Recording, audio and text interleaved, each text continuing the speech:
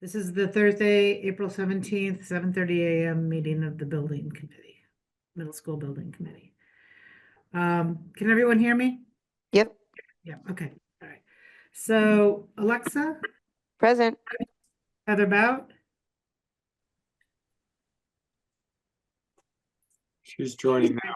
Yeah, I She's just- here, but she has I no just- audio. There you go. Heather, you're here? Yeah. Ah, Okay. Yes, sorry, my buttons aren't working. I'm here. Okay. I can't get on video. There we Nothing go. a robot. Let's see, we Bye. have Love you. Peter Fishalis, Yes, here. Don Garelio. I see you, Don. Andrew Herchuk, Present. Tim Holt, Present. Lori Hunter, Good morning. Mark Howell, Here. Pat Nelson here, Chris Popov, Good morning. good morning, Charlie Parker. Is Charlie with us? I don't see Charlie. Okay.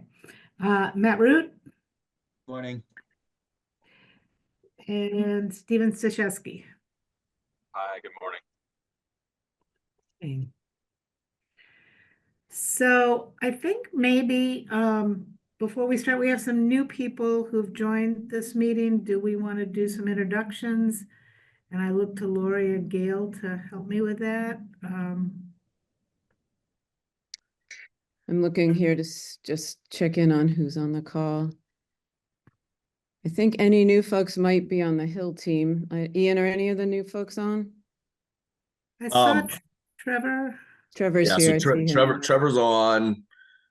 We've got Chris Simler that was going to join this morning. He's just to make an introduction. Chris is taking over the OPM division here in our Boston office. So you'll see more of Chris. Got a lot of experience in the industry. Came from Jacobs Engineering. So.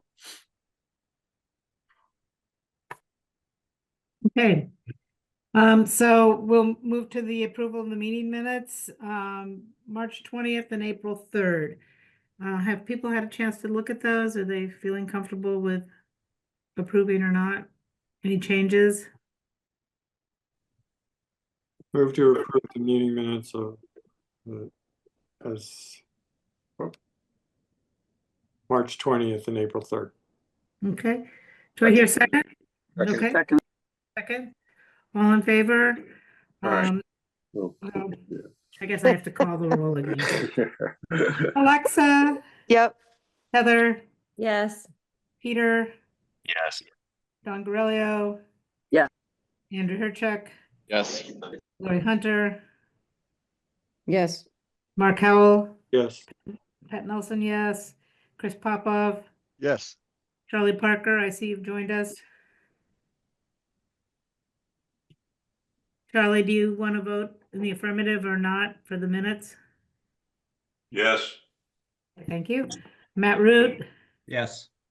and Steven Stashewski. Yes. Okay, great. All right. Correspondence, Heather.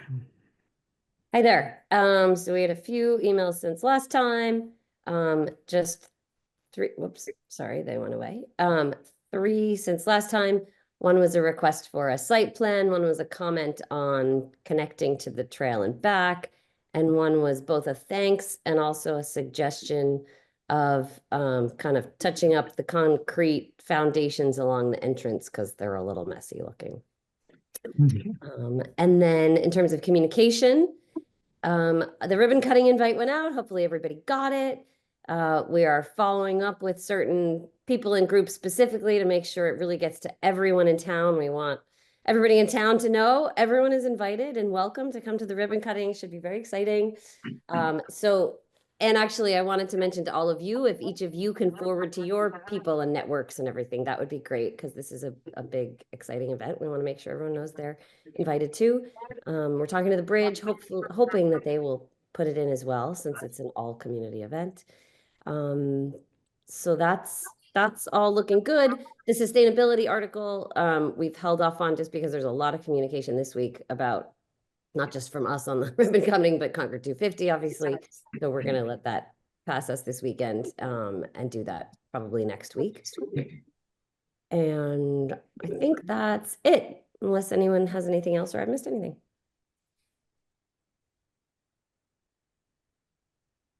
Okay. So, Heather, I think I saw some emails going back and forth that may not have been falling under correspondence, but I just want to note how helpful Hill has been with some of the neighbors asking questions about the access to the middle school, and I always saw that Vinny just responded right away, and that was really great.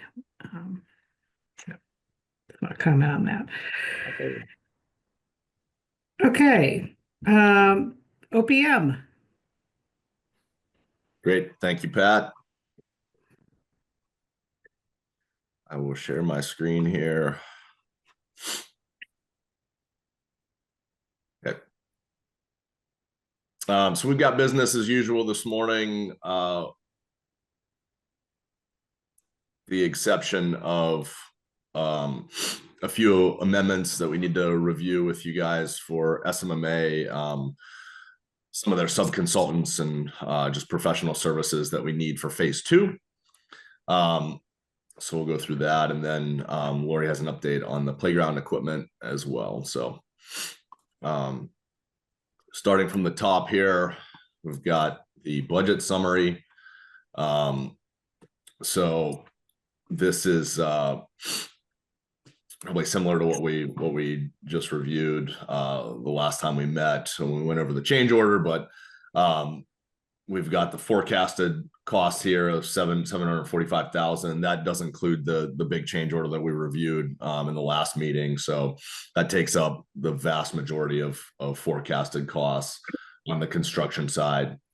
They've got, 80.7 million for expenditures to date, and balance of 7.1 remaining there.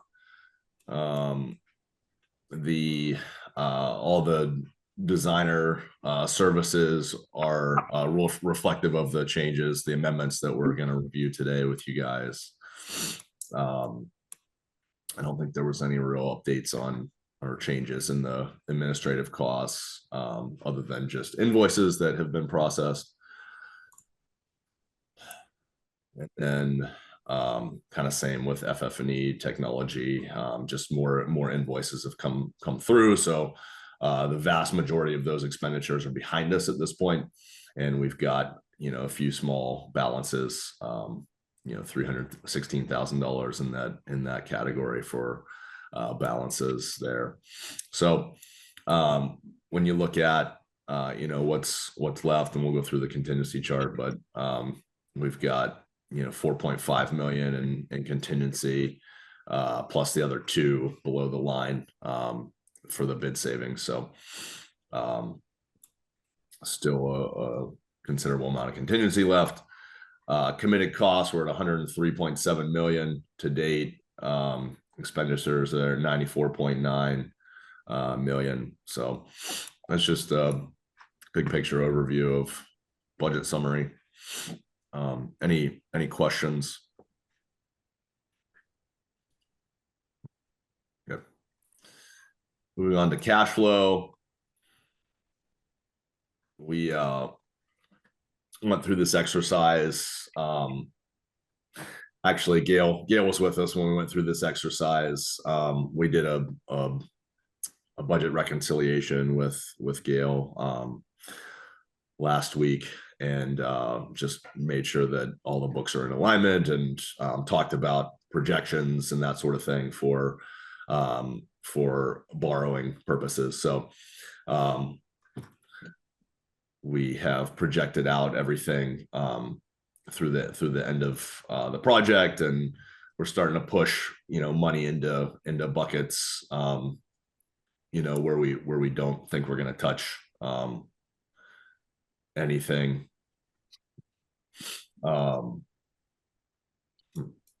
This is an interesting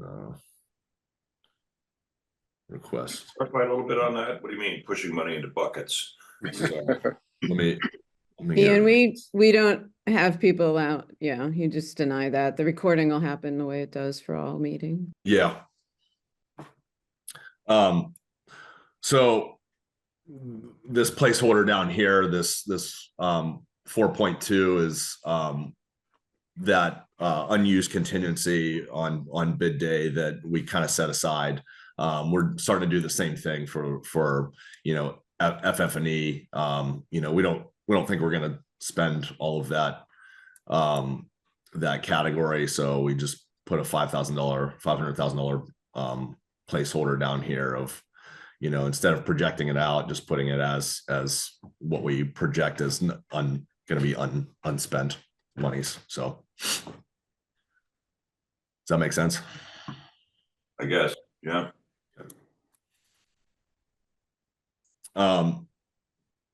So again, we've got 94.9 cumulative expenditures to date, and then just projecting out through the rest of the year to the 111.5 million.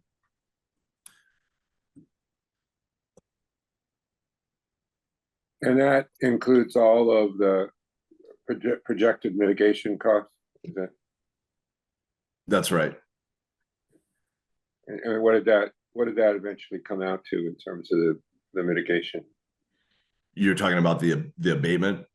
No, I'm talking about the issues we ran into in the building related to, I guess it's asbestos. I don't know. Is it? Yeah, so that is included. That projection is here in the forecast. Yeah, So, I asked that because those are questions that when people are sort of aware of that now, and I think it would be good for everybody to have a common number of what the magnitude of that was. yeah, so we're, the committee set up a not to exceed amount of 485,000. So we're still in the process of finalizing that number. They really need to complete the work first so that we have all the disposal tickets in hand and we can reconcile the disposal values. So, but that number 495 is consistent with what their estimate was. Is that right? Yeah. I mean, we presented their estimate. Yeah. So okay. Yep. That's fine. Yep. Thank you. No problem. Jumping into contingency usage here. So we're at 43% utilized for the hard cost contingency. We've got 16% forecasted and another 41% remaining, which is 1.8, close to 1.9 million remaining in hard cost contingency. And then on the soft cost side, we're about split here with what we've used and what's remaining. There's 52% remaining, $454,000. So that's where we stand with contingency. TRC tracking log. We have a few commitments that we need to review today. Just two change orders from CTA, 2 amendments from SMMA. So we'll go through those in detail in a little bit. As far as budget adjustments, we'll have to make those budget adjustments to reflect those changes. And then quite a bit of action on invoices. Since we last met, we have CTA's February requisition, a number of invoices from FF&E and technology are sprinkled in here. I'm just realizing that this actually cut off. So there's a third page of this that has the rest of the invoices. We had so many that they got cut off this time. So I'll fix that and send it back around. But there's another CTA invoice in here for the March requisition, and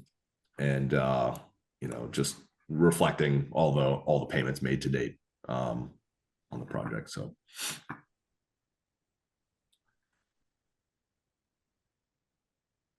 And then any questions on the finance side before we jump into some of the amendments?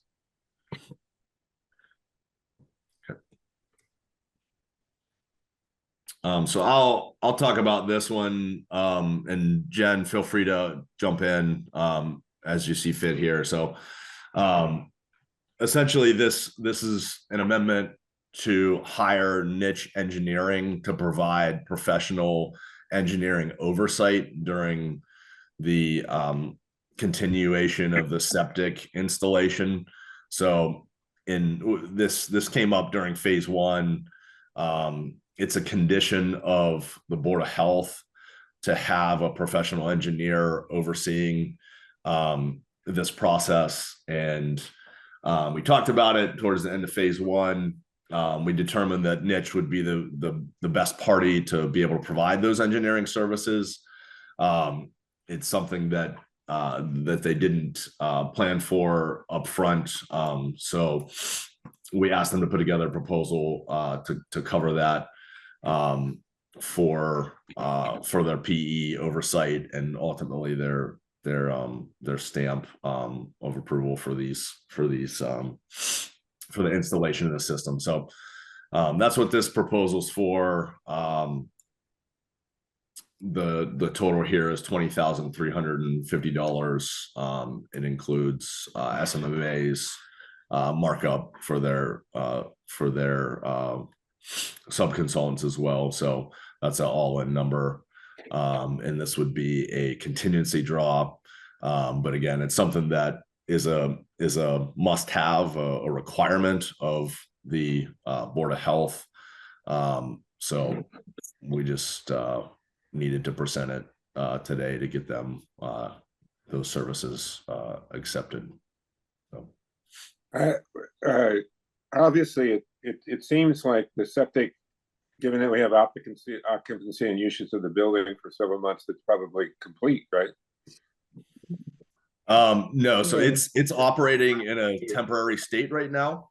So the septic system, as it stands, goes into a 13,000 gallon holding tank that is being pumped, every couple of days by.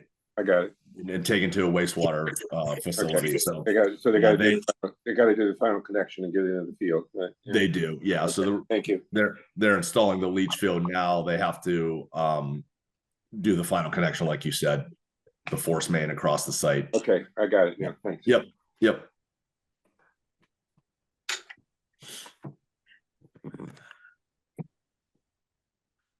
Can I make a motion to approve the contingency draw of $20,350 as proposed? I'm seeing Matt's hand up. Are you seconding it or? Yeah, well, I'm happy to second. Sorry, Ian, why is it called, what is the 70 to 500 owner contingency? What does that mean exactly?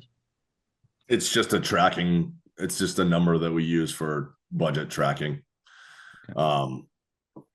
So owner's contingency is this line here. So it's a hit on the soft. It's a hit on the soft cost contingency here. Okay. Yeah, I'll second Steve's motion. Yep. Sorry to blurt in there, Pat. I'm sorry, what? I'm sorry for cutting in, Pat. I should have. Okay.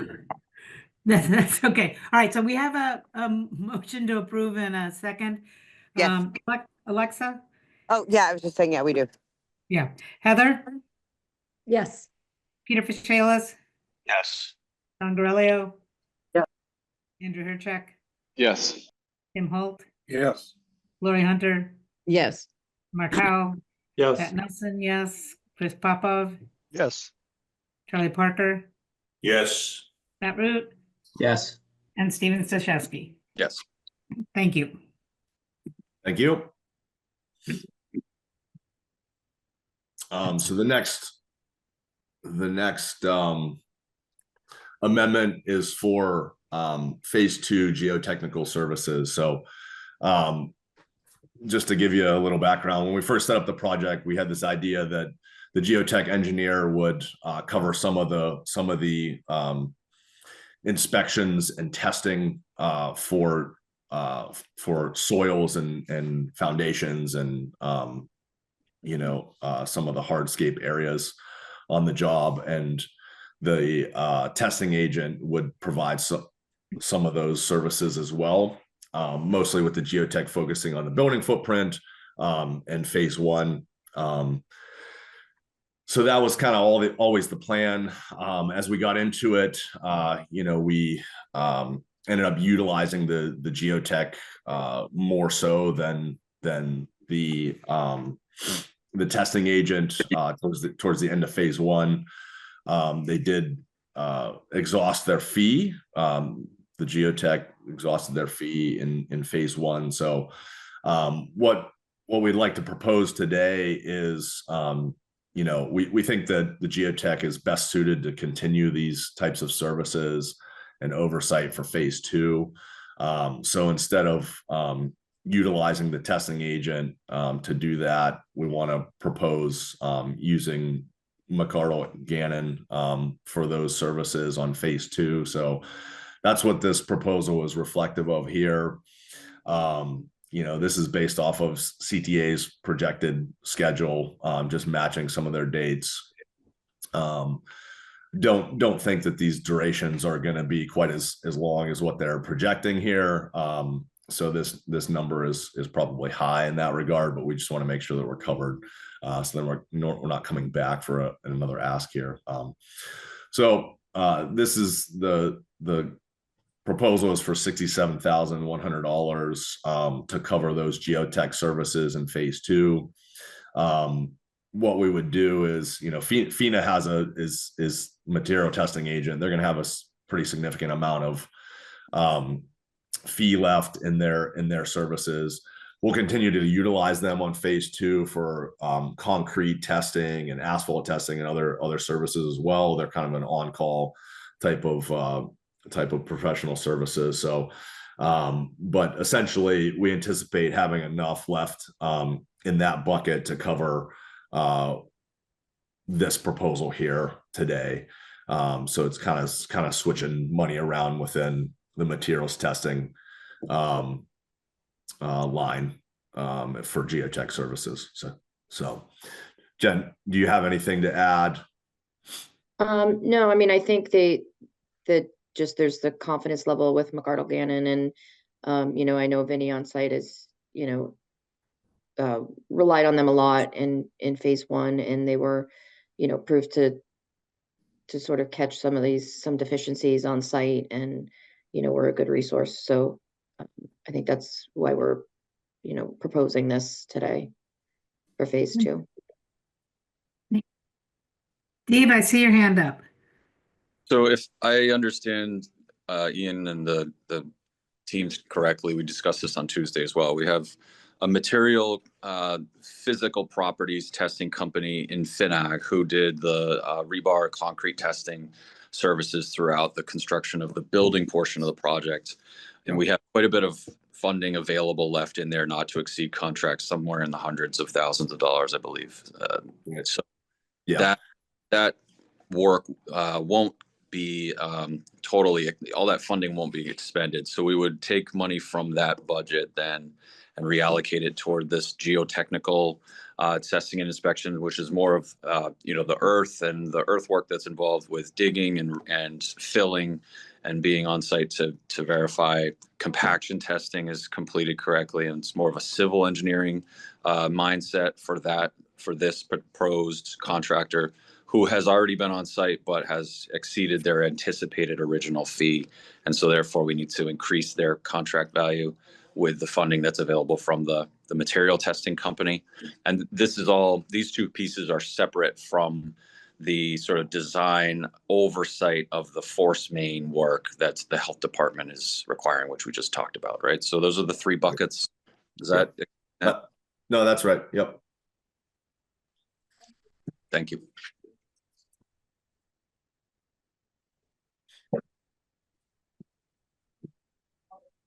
Could I make a motion then to approve? Well, I see Mark's hand up. Just a question. So then why is this memo say the owner's contingency will be used if really it's a shift between two different contractors? Yeah, so mechanically, we can't, we can't liquidate any of that PO at this time for FINA. We still need them for services. We have to keep their contract open through the end of phase 2 before we would realize any of those savings that are anticipated. So right now it would be a contingency draw to cover those services for McDonald Gannon, and then once we're at the end of phase 2, we could replenish those contingency monies. Okay, thank you. Yep. Alexa, I see your hand up. So am I to understand this is like sort of like a three-way transfer? Because we can't close the contract, we're drawing owner's contingency, but upon conclusion of the geotechnical services, that will get replenished from the remaining bucket. I think that's what Ian just said, but Yes. okay, great. Thank you. Okay, if there are no more questions, do I hear a motion to approve? I'll move. Second? Second. Okay. Alexa, Yes. Heather, Yes. Peter, Yes. Dawn, Yes. Andrew, Yes. Tim, Yes. Lori, Yes. Mark, Yes. Pat, yes, Chris, Yes. Charlie Parker, Yes. Matt, Yes. and Stephen. Yes, thanks. That's unanimous. Thank you. Great. Thank you. All right, so we got 2 change orders for CTA, 2 small changes. So Jen, you want to jump in and go over these? Sure. Yep. So change order 47 is just 4 minor electrical changes as we were closing out phase 1. PCO 118 is just related to swapping an exterior camera with a strobe. The camera was located pretty low on the building and just wanted to be able to swap it to a different location, just to get out of the way of middle school children that might be jumping up and trying to hit it. So it's a minor swap, and that was $1,600, $1,676. The next one, PCO 119, was just modifying the receptacle in the kiln room. As you know, we're net zero building, and there's energy code requirements related to the outlets, and certain outlets are occupancy controlled and shut off after a certain period. But so originally in that room, that was an occupancy controlled outlet. So we swapped that out so that it was a not controlled, and that outlet would not shut off. So that was $1,253. PCO 119.1 is just removing an exit sign. This was at the fire department's request at their walkthrough. So that was $236. This is actually a unit price cost. So, and then PCO 119.2 is just removing a couple light fixtures on the stage that were in conflict with one of the curtains. That again was $236. So the total of this change order is $3,402.85. Anyone have any questions?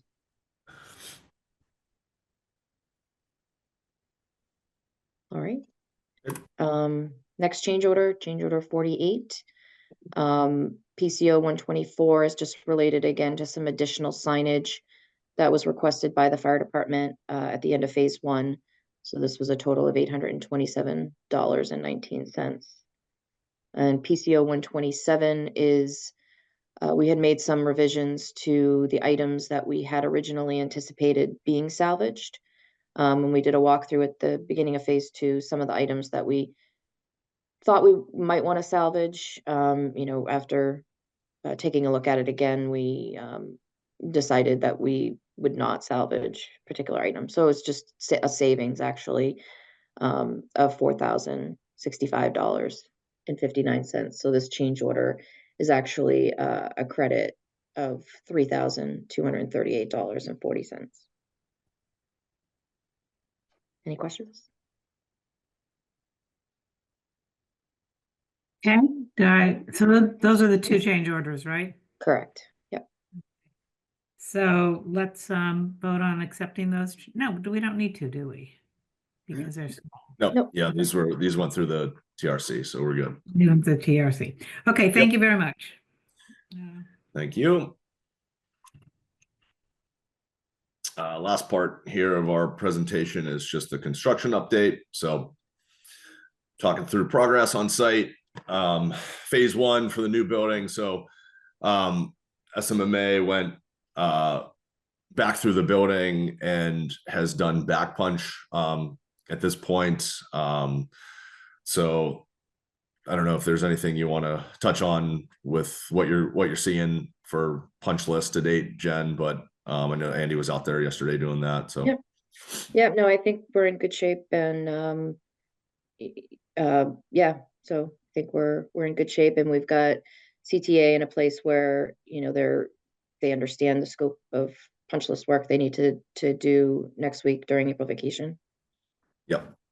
Yeah, that was kind of the big push of understanding what was done, what's remaining, so CTA can line up work accordingly next week. So that will be the focus of next week during vacation is punch list work in the building. There'll be some things happening on the exterior as well, including landscaping, just trying to button up some of the plantings and whatnot during this season. They've also got commissioning work scheduled next week as well, to try and push that forward a little further. Auditorium. So we hit another milestone last week with getting a TCO for the auditorium. We got that last Friday. So, you know, kudos to the team for pushing that along and getting that space ready and open for use. Heard that there was a successful event there on last Friday. So, and being used this week. So glad to see that turnover of space. They do have some work to complete still in the auditorium. If you meander in there, you'll see that there's no carpet yet. So that's one thing that is outstanding that needs to be done. And then they'll also be commissioning the sound and stage lighting and doing any punch list items in there. So a few more things to button up the auditorium, but it is ready for use. So phase two, we've got interior abatement, asbestos abatement is complete. We've got the sign off there from the hygienist. The change order work that we spoke about on the exterior, the flashing, that commenced on 4/11. So that's in progress. Things are going good there. They've started selective demolition of the building. You can see through the building at this point from side to side with, you know, all the removals they've done. They're projecting completion in mid-May. So, you know, once they get the abatement done around the perimeter, the building's going to go down pretty quickly. The new leach field is complete. The old leach field was removed, including the holding tank that was there. All the temporary parking that we installed early on in the job has been removed on that side of the project. They're doing some cut and fill activity over there. CC, the site work contractor, has done that. And they've gotten a certain portion of the force main complete, just waiting on the building to come down. That path of the force main is right through the existing building. So they gotta get the building down and then they'll get the force main through that area. So that's our construction update. Show you some photos here of just the abatement process. So they're set up for a non-traditional work plan, so they don't have, again, the traditional containment. So they keep things watered down. They want to keep the particles out of the air, essentially. And they have these containment mats that they put down, plastic that they put down to move material around, and then they also line the trucks as they send off this material that has asbestos in it. So that's the exterior wall abatement. Building demo, just some snaps of where we're at with demolition. The modulars are completely gone. We've got piles of debris just that need to be loaded and taken off site, but things are getting broken down and sorted and hauled off site as we speak. So leach field and site work. So this is on the far side of the existing building. So you've got the leach field installation here, and then they've cleared out this parking area, graded this out, did some of the force main. So they've made good progress on this side of the site already. So that's the update I had for you guys today. Any questions? Mhm. I don't see any hands. Thank you, Ian. Thank you. Okay, I'll, playground. Yep, hand it over to Lori. Great, thank you. Do you want me to pull up the drawing as we're going? Yeah, actually, that'd be great. Thank Okay. you. And Justin's going to speak to some of this as well, since he was the front line with students and in the design work with the playground vendor. So this is the updated rendering of the vision. You can see it's, Justin, do you want to hop in? It's 2 Gaga pits and a climbing piece. Yep. Good morning, everybody. Thank you. So, I guess I'll just reiterate what Dr. Hunter just shared. This entire design was informed by our student building committee.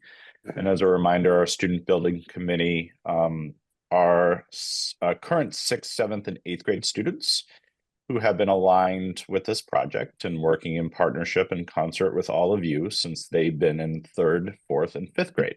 So, which is pretty special because not only were they a part of the transition into the new building, they will be a part of our ribbon cutting in early May. And they continue to have agency and voice in even phase 2 of this project. So they were really focused on having some climbing structures because they really enjoyed the climbing structure that we had at Sanborn. And then they were also very much interested in a game that is trending in all middle schools and upper elementary schools across the country, which is called Gaga Ball, which is pretty fierce and competitive. So that is where they sort of landed, in a price range that was given to them and to us. So just to follow up on that, we've got a estimate from the vendor for $90,408. That's inclusive of the mulch. In addition to that, we want to be sure we're meeting ADA compliance, which would, we're going to address that through mats that can be laid over top of the mulch for another $3,000. So it's the combination of those two that we'd like to move forward with. Obviously, the students drove the vision, the space dictated some of the options for sure. But we are grateful for the support and would like to have you consider approval of this.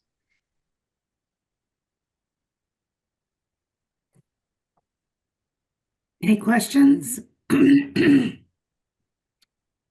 Matt, I see your hand up. I guess, Justin, I just have a question. So the current play structure there is very tall, right? And this is a very different structure or setup than what is currently there. And I guess I'm wondering if you can speak to the difference. Sure. So I was involved in the fundraising of the current very tall play structure. This was back, I believe, in winter of 2018. We were really only informed by student surveys at that time. They definitely wanted climbing structures. What we never anticipated though is, when we installed that, very middle school appropriate, very tall climbing structures. What we didn't anticipate is the community use and the really younger aged use of kids accessing and being drawn by that very, very tall play structure that was most recently at Sanborn. So, and I'm very proud that the student building committee named that. They named the fact that where the plot of all these play structures are going to be in a place where they can be seen from the town soccer fields or the soccer fields that are going to be in front of our building. So we really believe all of these play structures, younger kids are going to be drawn to them. So the current student building committee wanted to take, the concept of a very tall play structure and bring it down and make it a little bit more wide and safer for a younger age group. Great. Thank you, Justin. I guess I don't have a strong opinion here. I just wonder a lot. I mean, Gaga is an awesome game, and I love its multi-age applicability. I want it in my experience, it's a setup that can be added relatively easily in other kind of after the fact. And I wonder if that's something that we want to consider. Is this the appropriate time to be doing the Gaga pits, or if we add those later on? I see 2 Gaga pits, and there's a lot of real estate that's going to that. And I just wonder if that's the focus right now, or if it's something we add later. But just my notes.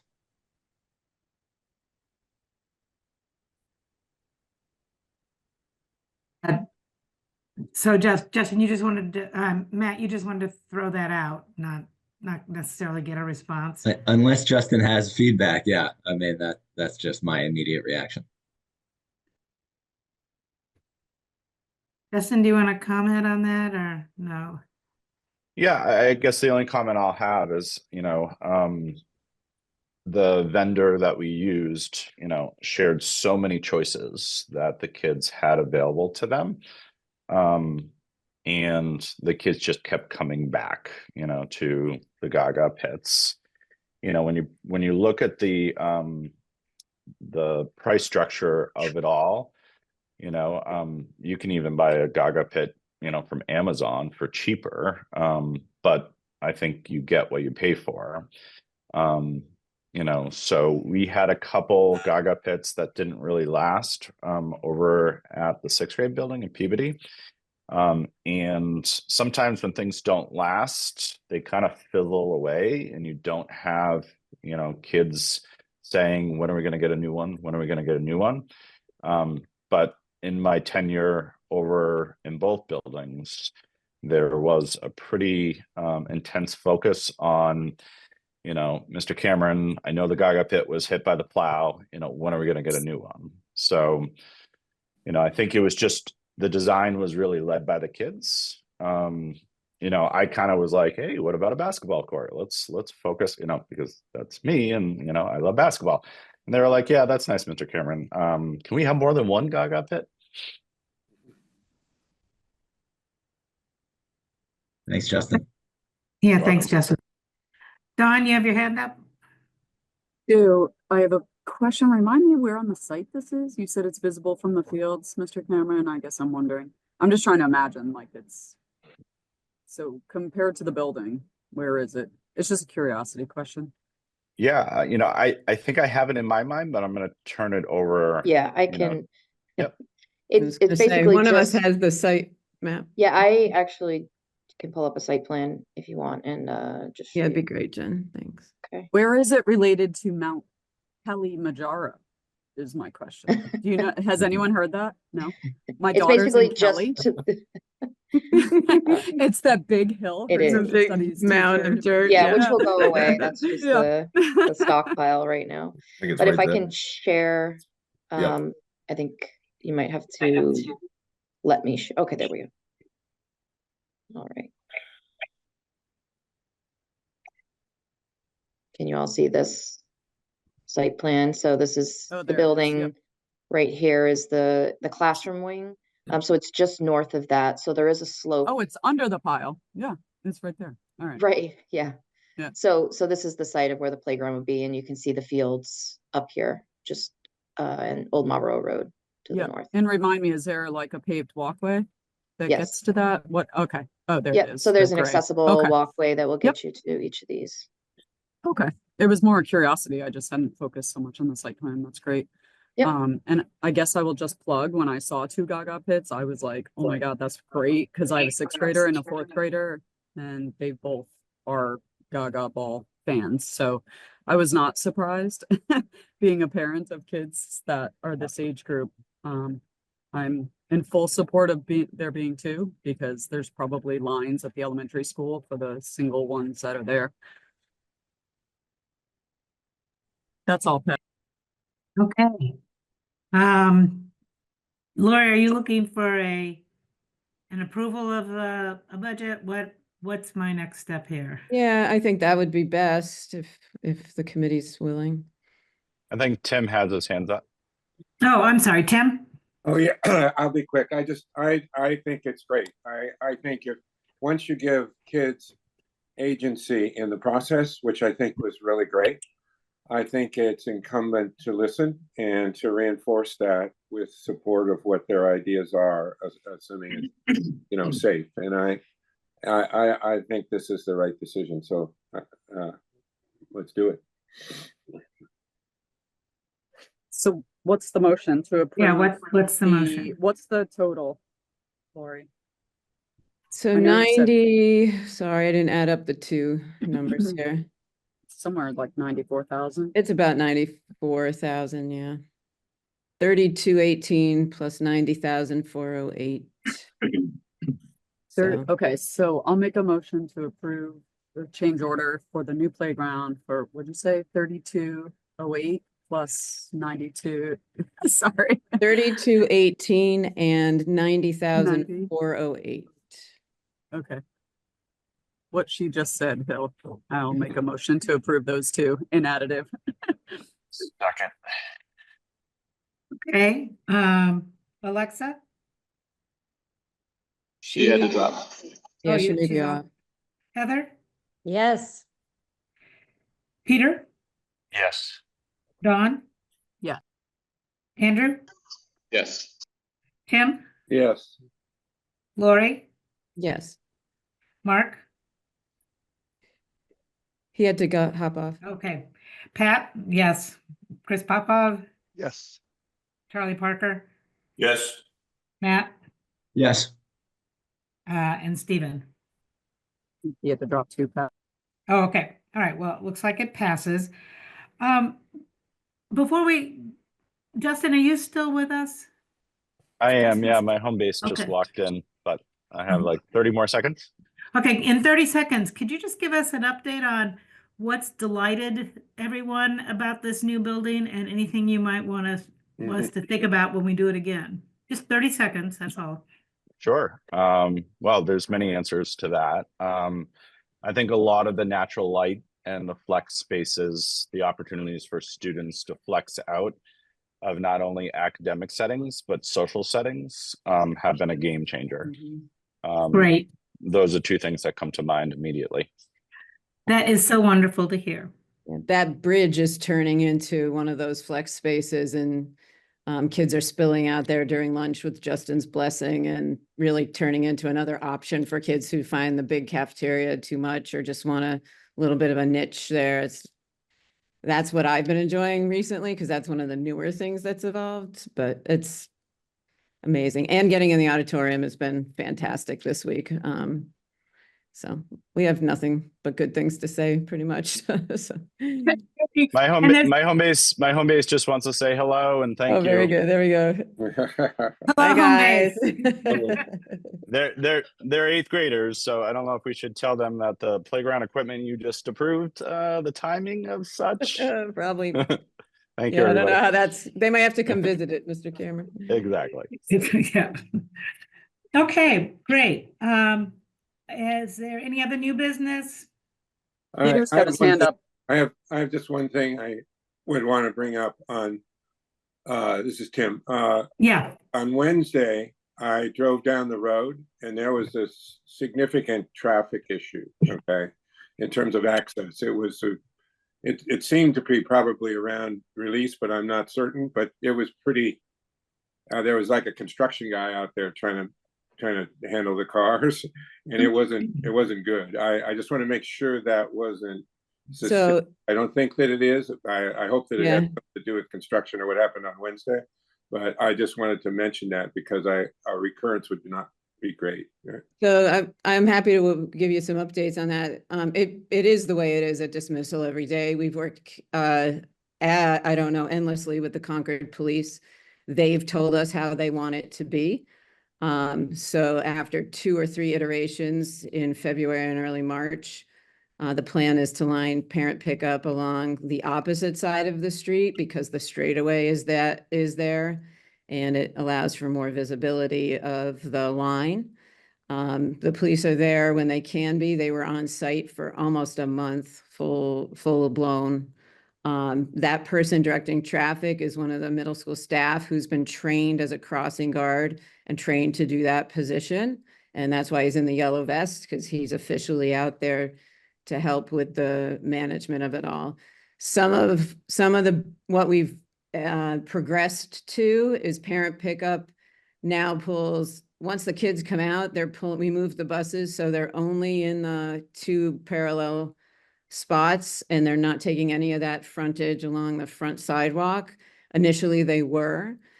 By doing that and getting the buses pulled up more, we're able to pull the parents all the way into the front door along the entire length of the school. And that's making dismissal go much faster. So Tim, what you saw is quick now. That's been some of what the police wanted us to get to, was that line queues up but moves really quickly once we hit dismissal. None of us think it's perfect. And I think the challenge is there is no perfect solution. We talked at length, parents queued up in front of, along that road forever when Sanborn was an operating building, just on the other side. It's the position of the driveway and the corner there, and just trying to do it as safely as possible. But no doubt it's a challenge and one we continue to look at, but this is the plan the police wanted. We have totally gone by their direction. So you're not wrong, Tim. It's been an ongoing discussion. Yeah, I was going to say the same thing because I drove by there and it certainly was a little bit of a mess. And so, Lori, if I understood you correctly, you're saying that they're going to line them up on the opposite side of the road, on the sidewalk.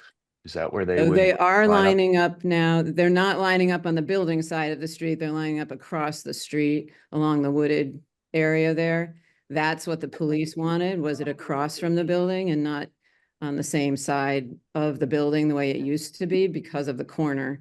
We did a couple days of it there, and it was backing up down the corner, and it was really dangerous. People coming around the corner couldn't see the backup, and I totally agreed it couldn't stay that way. I acknowledge a hesitance by the police that we probably share to queue people up into the neighborhoods. That's been an ongoing discussion as well as to whether Captain, I forget the name of the street right there, Captain's. Anyway, Captain Miles. yeah, Captain Miles or Deacon. Look, I'm totally blanking on the names. They're so unique. Deacon Haynes. Thank you, Deacon Haynes. Those have been in discussion. We know the neighborhood's not going to like that for good reason. It's just, there's just not perfect solutions. So It almost seems like a longer term plan might be to pave a lane on the opposite side and move the sidewalk further in, to do that, because there is no good solution, and it does seem like it was a little bit of a struggle to get people in and out. Anyway, just wanted to note that. yeah, no, you're not wrong. It's about a 10 or 15 minute issue, pretty much daily. Wednesdays are the worst because of the earlier dismissal. We see more parent pickup for multiple reasons. I think Dawn and Alexa are going to weigh in as parents who sit in the line. Go ahead. Did I see you recently, Alexa? No, Yeah. I do sit in it on Wednesdays and it has Yeah. gotten better and the double queuing does work. So Yeah. from someone who sat in it right when it opened and to yesterday, as recently as yesterday, it is better. And as a parent, I know where I need to go and it makes all the sense. So as someone that's driving by that might not know, it could seem confusing and chaotic, but it actually has gotten a lot better. I actually was going to weigh in on the previous what Justin was saying about the spaces in the building and just share that a couple weeks ago. The PTG had a meeting that they offered tours. And I've been in the building, right, like a bunch of times, but I've never been in there with kids learning. So I took the opportunity to just incognito as a parent, join the PTG, meet some of the ladies and parents that are involved and just toured it and wanted to see it with students in it. What a great space. The kids were like, as they were changing to go to snack and there were just kids everywhere. It was so great to see. We just stood at the upper floor of the bridge and kind of watched and spectated and poked our head into rooms. And it was amazing. That's like my favorite thing to do as a architect is like to see it in its real element, which is with kids learning during the day. They don't know that we're there. And I just tried to be like a fly on the wall and watch it since I hadn't seen it with students in it. It was great to see. So just wanted to share that if anyone has any opportunities, I just did it because I'm a parent and got to go to the PTG meeting. I happened to be free, but I wanted to share how great it was to see students learning there. It's amazing. This is so great to hear. I really love this. I just have to ask because I'm of that generation. How is are the buses filled to capacity? Are people using the buses? Is this something that might encourage You families folks to really use want to the go buses? down this I discussion. don't want to with go me. down it, but I just was curious. Is it still something that we Yeah. think about and I mean, this is an ongoing discussion. This is a community that likes to have its choices and make its own decisions. We have a lot of kids on buses. We have parent pickup for a wide range of reasons. Our kids are very active, very busy, going places. We actually saw some relief because our extracurricular program is so active that Wednesdays tends to be the bigger day because we don't have extracurriculars because of the early release. We are encouraging bus use as we always have. We're also revisiting our bus transfer process to see if we can become more flexible with the buses. I was going to say that's an issue. You can't. Oh, we're trying. Yeah, that's what I have my hand up about. Yeah. Yeah, I guess you can't like. We're talking about it. It's not as simple as it sounds, of course. I'll loop back to transportation and Justin and see where we are in that. Yeah. Because But kids used to be able to transfer and then it changed sort of recently, correct? no, it changed after COVID and we've never gone Right. back. Well, yeah, recently. That's 3 or 4 years ago now. Yeah. So, and I'll share it's that driven by capacity. So just, if you don't mind me finishing, we have to get Sure. a whole system together because we have to know the capacity of every bus. Then we have to match every request for where it goes on the buses and decide if we can take that individual request on a day-to-day basis. So it requires a system that we just haven't gotten up and running yet. So we'll get working on it. I thought they were working on it. I don't know where we at. Sounds like there's room there. That's great. Heather, you have your hand up. Alexa, do you? Yeah, it was just quick comments, but when I was going to add on in the lineup after school discussion, only very minor, that having done that in years past when we were lining up along the side of the school, I always felt it a little dangerous. Basically, people were always coming from, the direction towards town and then doing these U-turns to get into the line. So I just wanted to say the fact that they have them lined up on the other side going in that direction to me makes a lot of sense. And if you haven't been through the experience, that you might not think of that, but it was lots of crazy U-turns to get into line. And so it's nice that we're avoiding that. But the other bigger thing that I wanted to say is just both when Justin was talking about the experience in the school and then when you were, Dawn, I was just getting chills the whole time. And I just wanted to share, like, it's really neat to hear those experiences and hear what it's like for the students. And so I'm just appreciating all of you and all that we've done and the fact that that's all coming to life. So just love that. Thank you. Ditto. I can't see the top of the screen, so does anybody else have their hand up? I don't see anyone, Pat. Okay, thank you. Okay, is there any other new business? No. Public comment? Public comment? Shelley Carlin has her hand up. Pat. Okay, thank you. Thank you, Dawn. Shelley? Hi, can you hear me okay? Yeah. Yeah, so I am a member of the sustainability committee at the middle school, and we met with Dr. Hunter and Jennifer and Eric Mangsness a couple weeks ago to talk about the rail trail connection to the campus. And the part of the campus we were looking at was the southeast corner. And it was considered sort of unviable as a choice because of the trees and the slope and whatnot. And so a nature trail is being considered there. So the area I would like to talk about, though, is the area behind the Sanborn building, where there's sort of a maintenance access road from the lower fields to the campus. Because of the scope of the project, where the line's been drawn to end the design work on the eastern side there, that the use case for that area and the access hasn't been considered as part of plans. And what's on the plans right now is an eastern facing slope with it's plans to be seeded with grass, and it's going to be shady next to a pine forest, and how well grass grows there. And then the kids bike up that path, and so it's just going to get completely eroded. So it's because ideally a plan to incorporate a connection possibly at that point would be considered as part of your design, even if it were like a 3-phase project or something. Some thought I feel needs to be put into that section of the campus to reflect the actual use case, even if no plans are going to be put in for the Bruce Freeman to be connected there at some point. And I've been told that's out of the scope of this committee, but because by Pat in communications. But if you actually look at that section, it's going to be, it's within the scope, even with the current edge of the plan lines. Thank you, Shelley. I know we have heard your comments, and I think we will continue to hear them. Thank you. Anybody else? Ted, I don't know if it's helpful for Jen just to give a brief. We've talked on this request for well over absolutely. a year now.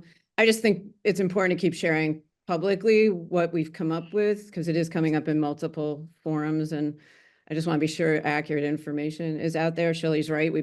We talked with them and tried to explain what the options were and the challenges. So I think it's helpful if the committee hears those, just so you all have the same information. Yeah, I apologize. I was just letting a plumber in my house. So, but the discussions that we did have, it is challenging to get in from our perspective, basically sort of not possible to get an accessible path down to that path without considerable amount of clearing of trees and infrastructure, anywhere throughout the southern or the part of the site. And I don't know specifically, Shelley, what portion of the site you were just talking about, but I think we did look at a couple different locations, and I think even one of the areas, it's off our property. We were looking at an area to the south. So, in our opinion, it's without some significant infrastructure and clearing of trees, it's not really possible to get an accessible path down there. Pat, can I just weigh in? Yeah, please do, Doug. So I think Shelley's talking about the area that's, I think it's like quasi paved or maybe it's gravel right now. I can't remember. It takes you down to the lower field where like cross country runs. Yeah. So it's, I want to say it's like a 10 or 12 foot vertical change, which would require an over 200 foot Right. sort of 1 in 20 accessible walkway. Not a ramp. A ramp we could cover in 1 in 12, but that would require significant, probably retaining walls and whatnot and switchbacks. And when you have ramps, you need landings every 30 feet. So anyway, it's not impossible. It's just cost prohibitive, I would think, because the amount of trees that we need to get rid of to cover 200 linear feet and the switchback of getting it down there. So there was a decision, and this goes back tons of years. I don't remember how long we've been working on this project, but to exclude that lower field since no work was being done down there, to exclude it out of the scope of the actual project. And so if anyone, whoever's been on this committee for all these years, you might remember that. So I had a conversation with Shelley at that PTG meeting that I mentioned. So it's not that we don't want to provide access, and I understand that what's there and what's being proposed could at some point become a safety issue. It's really hard to make it accessible. And once you do work, you need to do that. So it's kind of a catch-22. And I think I brought it to Dr. Hunter's attention after the conversation. And I think the idea is to keep the conversation going. I don't know that it can be covered under this project scope unless this committee decided to do so, and that we would have the money to do it, but we don't even have costs or design or anything related to it because we made a decision early on that that would be outside of the scope of this project. That's all. Thank you, Dawn. Okay, hope that was helpful. We don't usually respond to citizens' comments at meetings, but I think thank you very much for allowing that at this time. Okay, any other public comment? Next steps? We've got a meeting in May, 3rd week of May. Pull it up here. It's May 15th is the next meeting date. And I think we can adjourn.